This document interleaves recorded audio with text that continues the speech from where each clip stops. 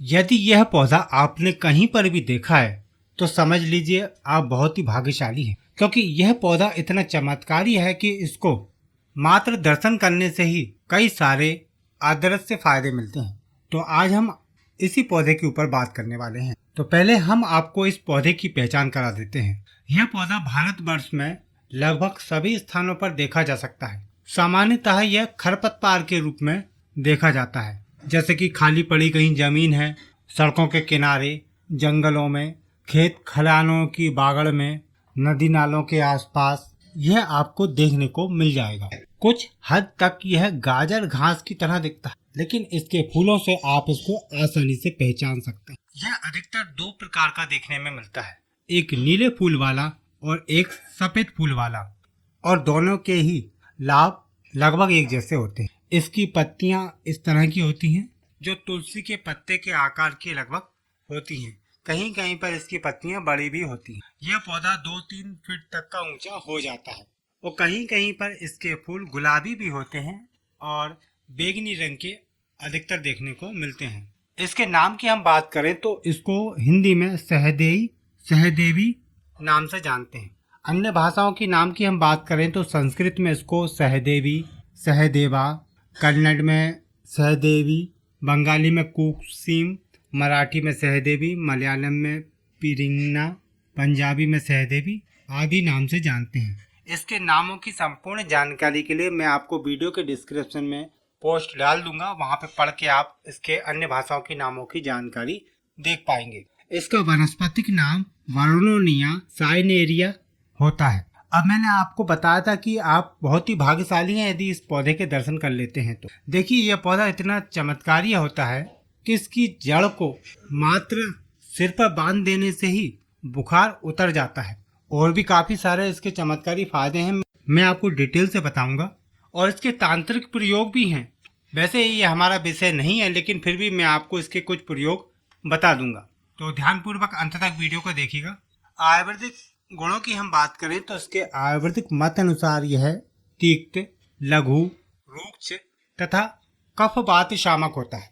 यह वातानुलोमक, निंद्राकारक, यह मूत्रकुच्चु तथा विषम ज्वार नाशक होता है। इसका पंचांग शीतल, बलकारक, मधुर, शोधर, जीवाणुनाशक, विषाणुनाशक, मूत्रल तथा पथरी को दूर करने वाला होता है। इसके बीज कृमिहर तथा कटु होते हैं। इसके जो पुष्प होते हैं उनका उपयोग आँखों की झिल्लियों की सूजन, बुखार तथा वात प्रकोप के उपचार के लिए अच्छा माना जाता है। तो चलिए अब हम आपको इसके आयुर्वेदिक औषधीय प्रयोग बताते हैं। उसके बाद इसके तांत्रिक प्रयोगों की बात करेंगे। जिन महिलाओं को प्रदर रोग की समस्या है वह इसकी जड़ को पीसकर बकरी के दूध के साथ सेवन करने से कुछ ही दिनों में प्रदर रोग समूल नष्ट हो जाता है। देखिए, एक रोग होता है हाथी पांव, जिसमें एक पैर हाथी के जैसे मोटा हो जाता है। वह बहुत ही दुखदायी रोग होता है और इसे ठीक करना बहुत ही मुश्किल होता है। तो सहदेवी उसको ठीक करने की क्षमता रखती है। इस पौधे के पत्ते के रस को तेल में मिलाकर उबालें और उसको लेप करने से वह रोग ठीक होने लगता है। रक्त चंदन तथा सहदेवी को आपस में पीसकर लेप तैयार करें और फिर उस लेप को हाथी पांव वाले अंग पर लेप करते हैं तो उससे भी हाथी पांव की समस्या ठीक होने लगती है। इसके पंचांग का चूर्ण भी सेवन करने से लाभ मिलता है। चेहरे के कील मुहासे दूर करने के लिए जो चावल की धोबन होती है उसके अंदर इसके फूलों को पीसकर यदि चेहरे पर लेप किया जाए तो चेहरे की सुंदरता बढ़ती है, चेहरे के कील मुहासे दूर हो जाते हैं। विसर्प और पामा रोग में इसके पत्तों के रस का लेप करने से लाभ मिलता है। इसकी जड़ को यदि सिर पर बांध दिया जाए तो किसी भी प्रकार का बुखार है, अधिकतर विषम ज्वार ठीक होने लगता है।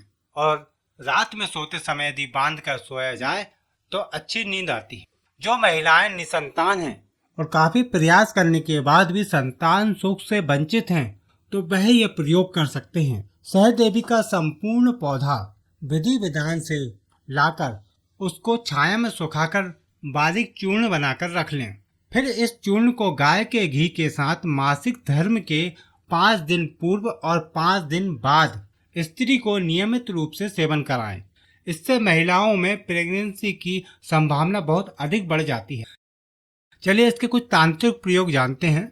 सहदेवी की जड़ को दाहिने हाथ में बांधने से सभी प्रकार के रोग दूर होते हैं। कहा जाता है कि इसकी जड़ को घिसकर तिलक लगाने से शत्रु भी आपका मित्र बन जाता है। देखिए, सहदेवी के पौधे को यदि आप उखाड़ते हैं तो उस पौधे की उखाड़ी हुई जगह पर एक नवीन पौधा रोपण कर दें, तभी आपको इस पौधे के अधिक से अधिक लाभ मिल पाएंगे। इस पौधे के संपूर्ण भाग को लेकर छाया में सुखाकर बारीक चूर्ण बना लें। फिर इस चूर्ण की थोड़ी सी मात्रा जीभ पर रखते हैं तो उससे वाक सिद्धि होती है, यानी कि आप जो भी बोलते हैं वह बात लोगों को अच्छी लगती है और आपकी बात लोग बड़े ध्यान से सुनते हैं। यदि कोई कोर्ट कचहरी का मामला उलझा हुआ है, विवाद फंसा हुआ है, तो सहदेवी की जड़ को दाहिने हाथ में बांधकर या फिर आप जेब में भी रख सकते हैं। फिर जाते हैं तो आपको निश्चित ही सफलता मिलती है। अब सबसे बड़े लाभ की हम बात बताते हैं। धन वृद्धि। हर व्यक्ति चाहता है कि उसके पास धन की अपार वृद्धि हो, तो उसके लिए सहदेवी की पौधे को निमंत्रण करके फिर उसकी जड़ को लाकर लाल रेशमी कपड़े में बांधकर लपेट कर तिजोरी में रख दें। इससे धन की कभी कमी नहीं आएगी और लगातार आपका धन बढ़ेगा। देखिए, वैसे तो इसके और भी काफी सारे अनगिनत फायदे हैं, जिनको यदि हम विस्तार से बताएंगे तो वीडियो बहुत बड़ी हो जाएगी और जो उपयोग करना आपके लिए दुर्लभ भी होगा। इसके कुछ और प्रयोग मैं आपको बताता हूँ, जैसे कि इसके पत्तों को यदि पीसकर आप दांत खाज खुजली पर लगाते हैं तो दांत खाज खुजली एक्जिमा बहुत ही जल्दी ठीक हो जाता है। यदि गले में किसी प्रकार की समस्या है तो इसकी जड़ को गले में बांध देने से गले के रोग ठीक होने लगते हैं।